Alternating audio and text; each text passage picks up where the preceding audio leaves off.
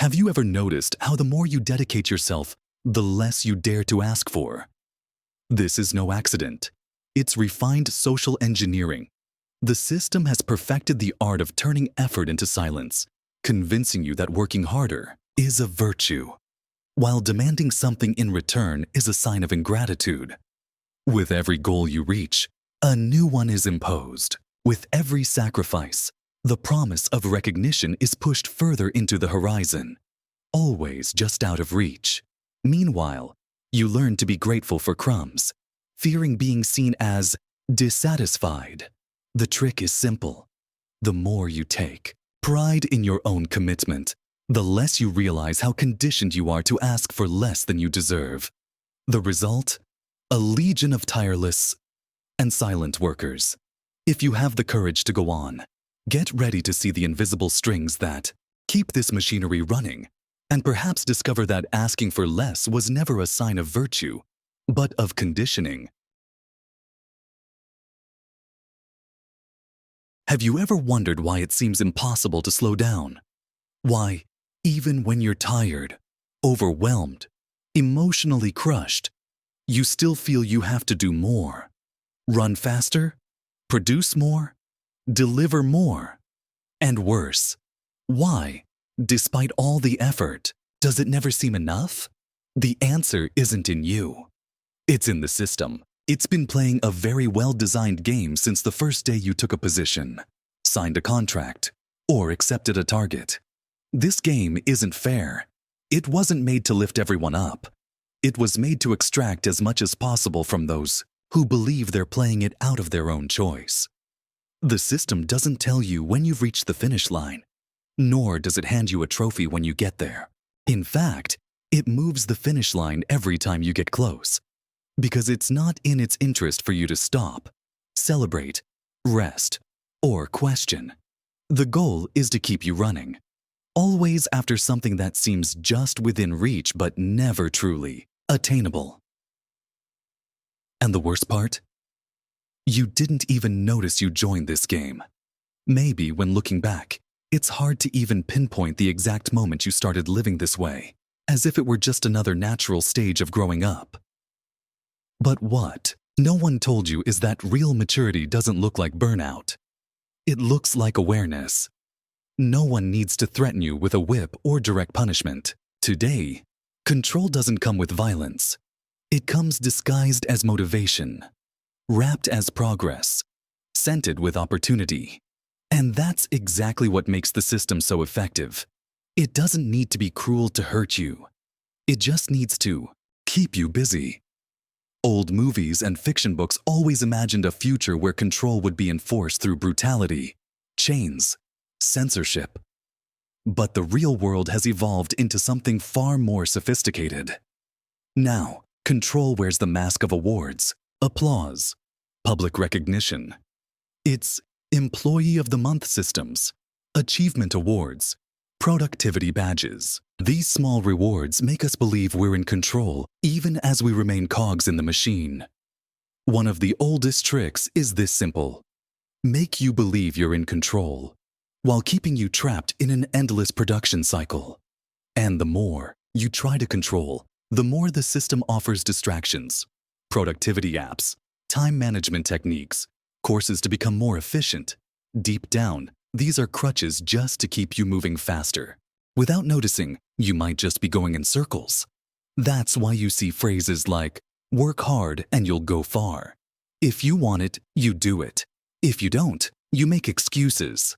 Success isn't luck, it's effort. The market rewards those who add value. If you sleep early, you miss the train. While you rest, someone else is working to take what's yours. These words sound beautiful, inspiring, even noble. They reach us when we're most vulnerable, tired, insecure. They make us believe that the solution is always to work a little more, push one more day, deliver just one more result. But they are weapons of manipulation.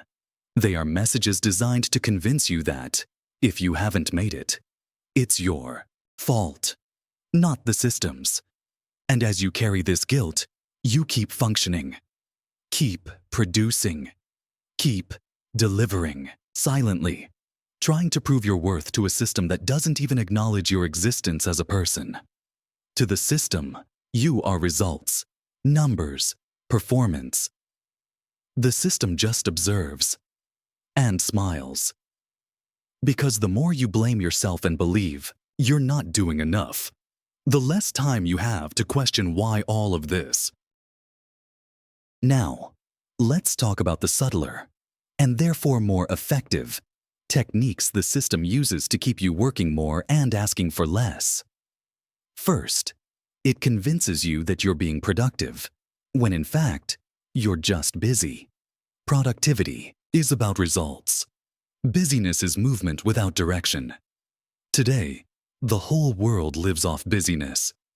Endless meetings, unnecessary reports, absurd goals, useless KPIs, tasks no one understands the reason for, but everyone performs. You spend hours doing something, but can't say what was actually built at the end of the day.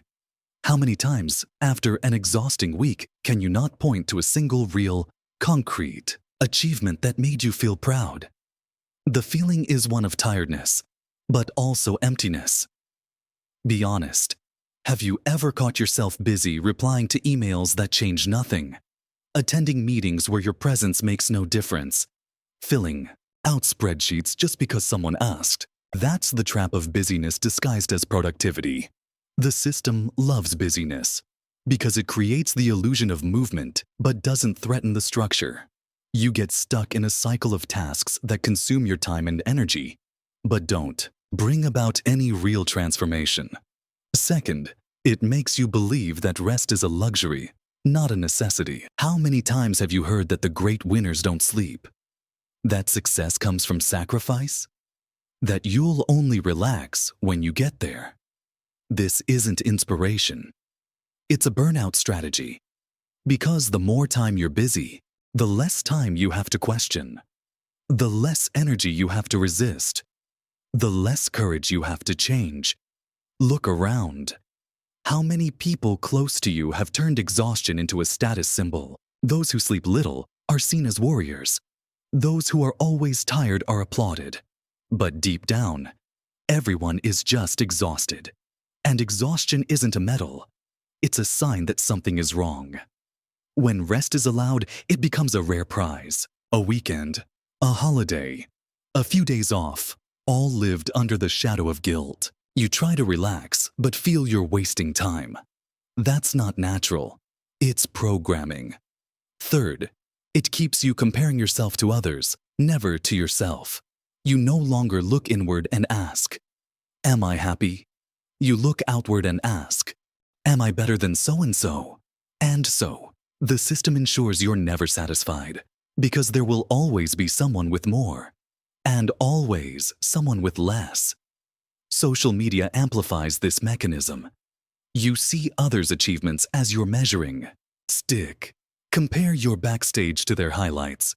Believe you're behind, that you're doing less, that you're not enough. It's a race that never ends, because the finish line is invisible and always moving. This constant dissatisfaction keeps you moving, always trying to prove something, but never to yourself. Always to the system and to an audience that may not even truly exist. And both serve the same purpose: to keep you functioning. Perhaps the system's biggest trick is this: making you think all this was your choice, that you decided to pursue this career, that you opted for these work hours, that you chose this lifestyle. But when did you really stop to choose for yourself? How many decisions were influenced by family pressure, by social expectations, by fear of failure, by shame of turning back? Did you ever really have real options in front of you? Or did you just follow the path that seemed safer, more acceptable, more aligned with what others expected of you? And even if there was choice, it happened within a limited field, within a game whose rules were not written by you. The system is clever. It presents the options, but never shows that the board was set up by others.